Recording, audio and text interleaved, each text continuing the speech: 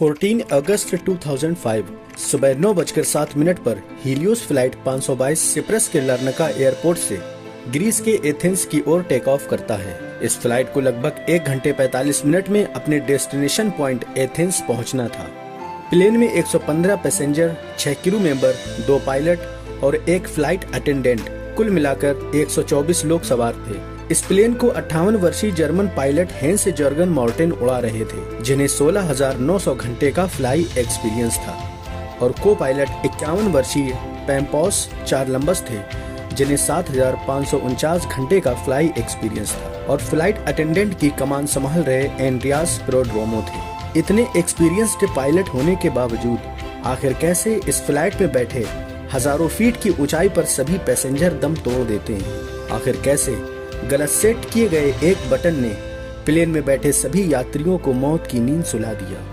आज की वीडियो में आप जानेंगे हीलियोस फ्लाइट 522 की एक सच्ची दास्तान। तो वीडियो में लास्ट तक जरूर बने रहिए, जिससे आपको पूरी मालूमात हासिल हो सके। तो वीडियो को स्टार्ट करते हैं।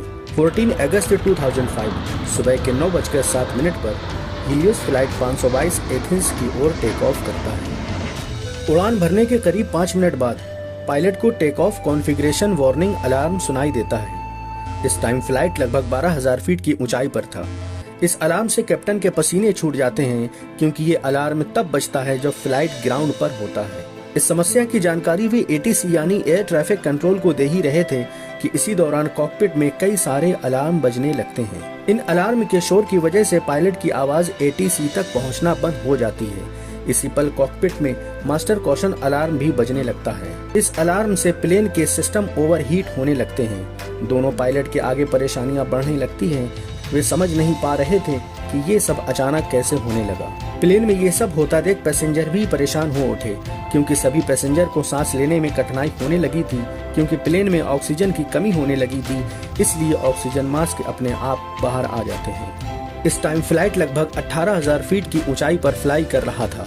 अभी पायलट बार बार एटीसी से संपर्क करने की कोशिश कर रहे थे, लेकिन उनकी बात एटीसी तक नहीं पहुंच रही थी। कुछ देर बाद एटीसी से कनेक्शन भी पूरी तरह टूट जाता है। इस प्लेन को लगभग 1.5 घंटे में यानी 10:45 पर एथेंस एयरपोर्ट पहुंचना था। अब प्लेन 34,000 फीट की ऊंचाई पर पहुंच चुका था।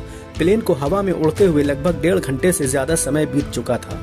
एटीसी की टीम भी लगातार प्लेन से संपर्क कर रही थी, लेकिन उन्हें बार बार नाकामयाबी हासिल हो रही थी। 10:45 हो चुके थे, लेकिन प्लेन का कोई अता पता नहीं था। इस प्लेन को ढूंढने के लिए ग्रीस के ऑफिसर्स ने F-16 फाइटर जेट को भेजा, और कुछ देर की मशक्कत में उन्होंने प्लेन को ढूंढ लिया। फाइटर जेट विमान के करीब पहुंचा और फाइटर जेट के चालक ने देखा कि प्लेन के कॉकपिट की सीट पर कोई बैठा है और मेन पायलट सीट के नीचे बेहोश पड़ा हुआ है।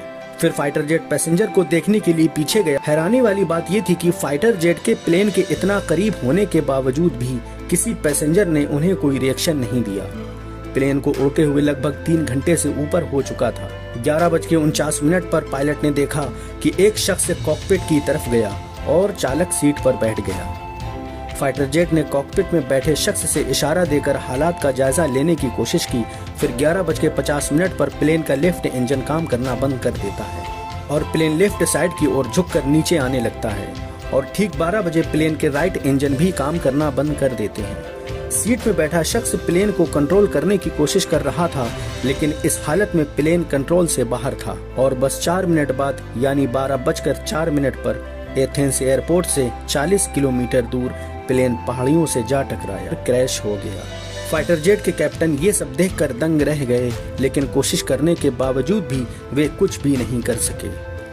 फिर ग्रीस के अधिकारियों ने रेस्क्यू ऑपरेशन शुरू किया और डेड बॉडीज को बाहर निकालना शुरू किया, जिसमें एक डेड बॉडी की ऑटोप्सी से पता चला कि सभी लोग प्लेन में क्रैश होने से पहले ही उड़ते हुए जहाज में ऑक्सीजन की कमी से मर चुके थे। अब आपके मन में ये सवाल जरूर आ रहा होगा कि जब हवा में ही प्लेन में सारे लोग मर चुके थे, तो क्रैश से पहले तक प्लेन को कौन कंट्रोल करने की कोशिश कर रहा था?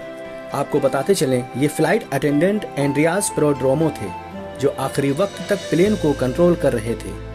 वे ही सिर्फ इतनी देर तक जिंदा इसलिए थे कि वे एक अच्छे स्कूबा डाइवर्स थे, और स्कूबा डाइवर्स की सांस रोकने की क्षमता काफी ज्यादा होती है।